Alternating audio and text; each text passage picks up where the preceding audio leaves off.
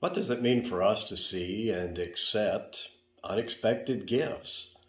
Well, from Matthew chapter 2, verses 9 and 10, we read, "When the Magi had heard King Herod's request, they set out, and there ahead of them went the star that they had seen at its rising, until it stopped over the place where the child was.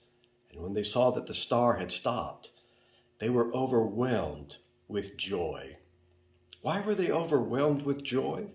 Well, because their journey had finally reached its destination, and their gifts would soon be given. Not all gifts are freely given.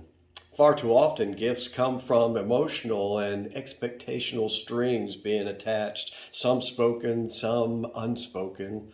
Some gifts are given with the expectation of some kind of reciprocation. And some gifts are genuine expressions of one person's gratitude towards another. We have all experienced some type of gift-giving awkwardness, the inappropriate gift, the obvious re-gift, the stark difference in the size or significance of the gift that two people are exchanging with one another.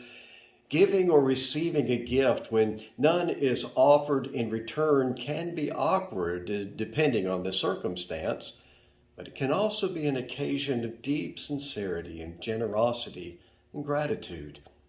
The gifts brought by the Magi were completely unexpected by the household of Jesus. The gifts were not given in self-centered ways. The Magi were not obligated to give gifts to this family that they actually didn't even know.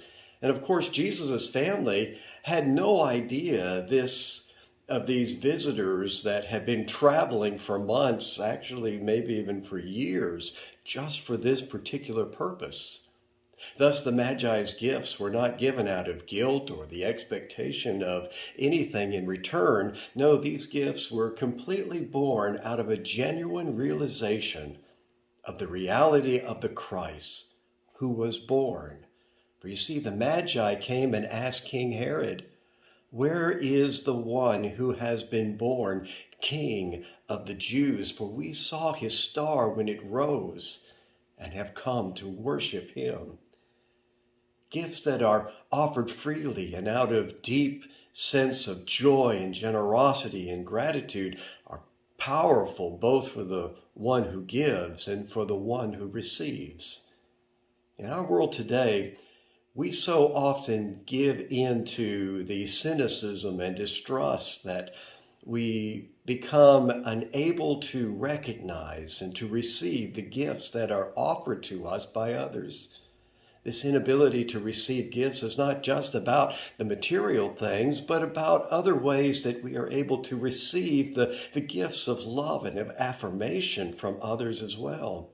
Too often, if someone affirms something about us, our kindness, our giving grace, our hospitality, our thoughtfulness, we are much too quick to deflect and even to deny the gift that has just been given. We find it difficult to accept a simple compliment.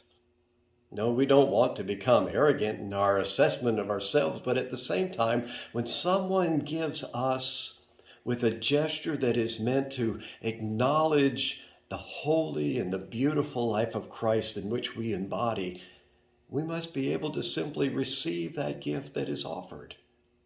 What keeps us from graciously accepting the unexpected gifts that we are offered from others? What is it that holds us back from offering a gift that is born out of our joy, generosity, and gratitude towards someone else? How might this story of the Magi's gift inspire us to give and receive gifts more faithfully? With the commercialized gift-giving season now behind us, let us focus in the next few weeks on some of God's unexpected gifts that we can enjoy long after the Christmas tree has been hauled away. Gifts that reveal themselves in new ways, not only for us, but for all those that are near us as this new year begins to unfold. This will be a time and a season of good news, of great joy. Amen.